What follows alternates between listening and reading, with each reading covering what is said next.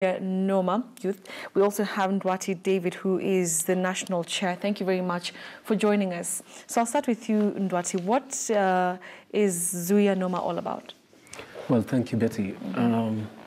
Zuia Noma is an organization that seeks to sensitize the youth, and especially now around campaigns. But we're not entirely about 2017.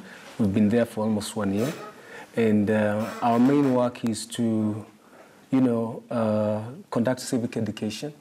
And right now we're doing campaign to, sensitize the youth against political violence.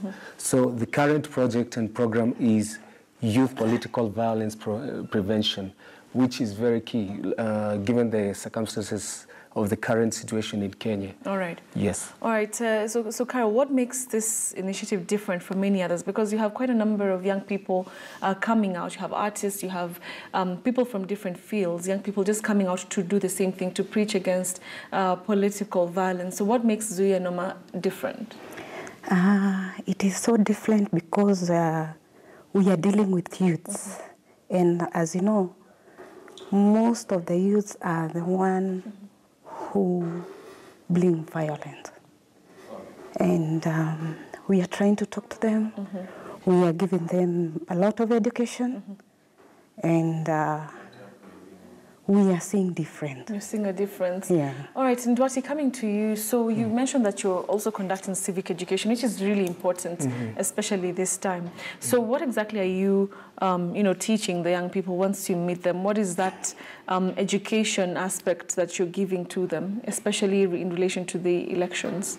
Well, the first thing that we are doing when you're looking at preventing a situation like the violence that is experienced, there's a genesis or a culmination of certain things that make this youth to be available, to be used or misused by the politicians. So one of the key things is to enlighten the youth about, first, the positive energy. We are looking at empowerment kind of programs. So Zuia Noma is not just out to say, okay, don't be involved in violence and all that. I was in a place in Homa Bay, and we were talking to the youth, and this is what they were saying. They were saying, we want to Zuia Noma, but I'm jobless, I don't have money, and the politician comes with 2,000 and says, okay, fine, go and chafua that meeting, Now, you'll find most of the youth, the first thing that they want is empowerment. They're looking for employment, and the situation with the campaigns is about promises. People are saying, I'll do this, I'll do that. Now, what we are doing as Zuia Noma, we are saying, look, we need a peaceful country, because the existence of a peaceful election will now propagate the right investment, the right programs. Because if this is not done, the investors' confidence, even in the country, will go down. All right. And as we are talking right now, the best civic education that we are giving the youth is to be real with them.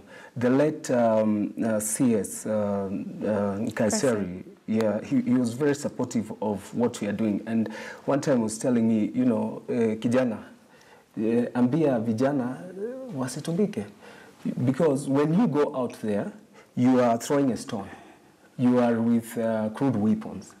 The security is prepared with live bullets, and we have not had cases where we have rubber bullets in Kenya. Now, we tell the youth, it costs 15 to 20 shillings. That's the cost of one bullet. But once that bullet enters to your body and you're dead, and you are taken to city mortuary or whichever public mortuary, for you not to be buried with that bullet, your parent, your mother, will pay 2,000 per bullet to just get the bullet out of your body. The postmortem is a cost. The casket is a cost. What kind of pain do you bring to your parents? So you're sending out a different message. So we are sending out, this is not the PR. And I appreciate what different groups are doing. We have had an opportunity also, and this week we'll be releasing a video a very different video, and it's purely the kind of message, because the youth, when he is out, and especially the male youth, they are intoxicated. Okay. That's the first thing. Okay. So there is no way that this youth is out there in his right mind. And you see, when the violence begins, you'll find a lot of the activity, violent activity, it is the youth. So our message is different. It is about, look, you are alive. Okay. And the first thing is, let us make a difference when we are alive. You cannot make any difference when you're dead. Keep it that way. Yes. All right. Finally, Carol, let's talk about the impact. So far, what kind of impact have you, noticed from the young people you're talking to, very briefly? The impact we have seen is that even whenever we go out there, you can see the youths are very eager to listen to you, and they will promise you that they're gonna make peace this time. And we also talk to mothers, because the youth belongs to mothers. And we will tell them that please keep your youth in a peaceful way, so that they can maintain the peace. All right. Yes. Like follow through on what the activities that they're engaging in. Yeah. All right. Thank you very much, Ndwati David, who's the national chair of Zuia Noma, together with Carol Nderito, who is a patron. Thank you very much for your time and the good work you're doing.